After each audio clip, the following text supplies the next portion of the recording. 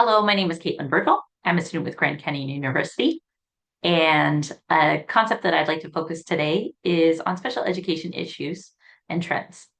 I've noticed over the last several years that it has been very hard for many people since the pandemic or from the pandemic.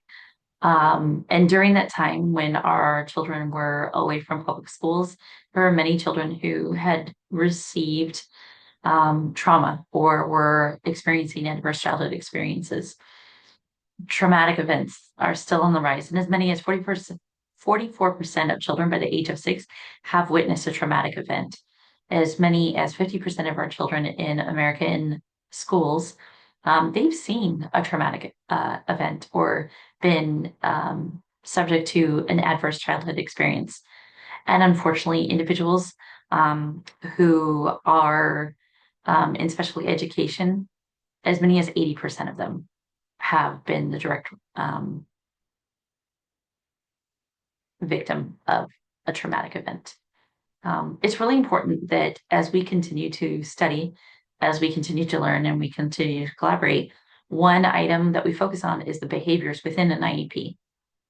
Right now, there are no current standards or requirements to trauma-informed care for students. And the sheer number of individuals in America who are in need of mental health counseling or support greatly outweigh the professionals in the field. And so, as such, even with the Council for Exceptional Children, there are no set standards as defined for trauma-informed care. So it is now our responsibility to kind of lead the way if we can. As I mentioned, as many as 80% of students who are in special education have experienced trauma. And so it's important for us that when we're recognizing that a child has had trauma, that the behaviors that are associated with it can be a direct result from the trauma. It is not necessarily because, as previously thought in years prior, that the behavior is because a child is lazy or that they don't care. In reality, it can be the direct source of that trauma. Here in schools, and it is really important that we don't misdiagnose a child who might seem like they're not interested in their academic learning. One thing that I have greatly appreciated over the last several years is seeing how schools are now teaching self-regulation and supporting that emotional well-being and emotional learning. With trauma, again, behavior issues can occur. And it's really important that us as teachers, as we come to know our students, that we don't engage in any kind of power struggles, or we give that opportunity for students who may or may not have an IEP, 504s, that we give them that opportunity to take a brain break and find that way to self-regulate before any kind of action might take place where they might need to go to an administrator. What's really interesting, I thought, here specifically in Washington State, in the years of 2013 to 2014, 48,972 children, students had been suspended.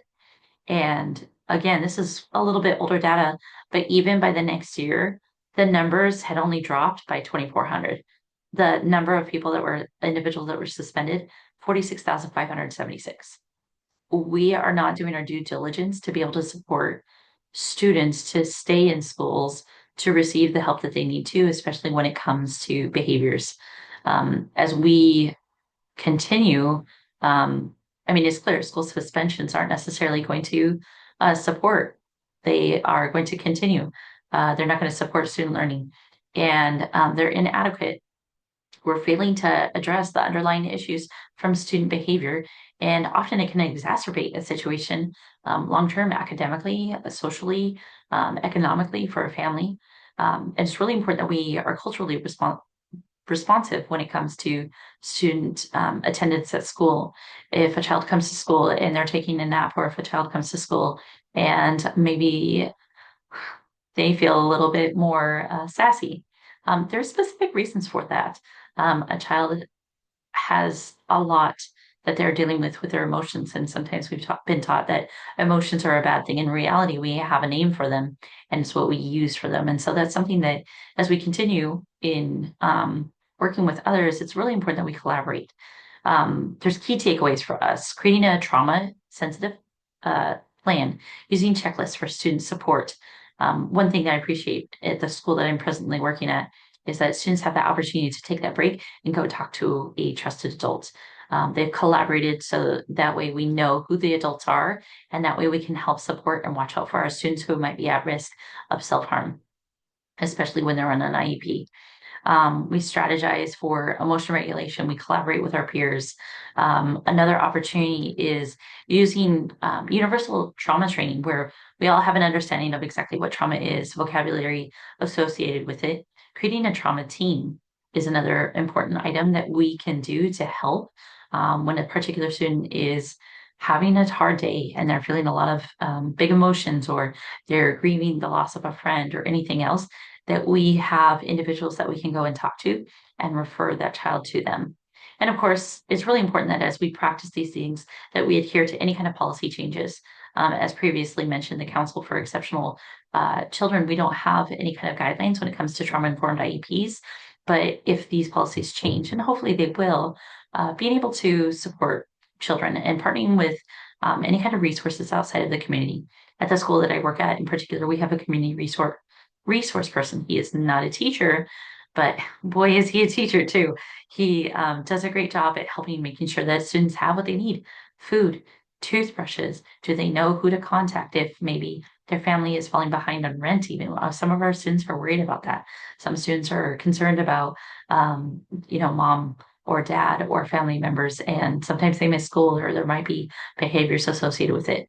So as long as we are being involved in that and looking at, okay, the cause of the behavior, what can we do prior to having that behavior occur, and being more proactive about it. I hope that we'll be able to continue to create channels and avenues that are going to help facilitate communication, collaboration, and changing the future for the better. Thank you so much for your time, and I hope you have a wonderful day.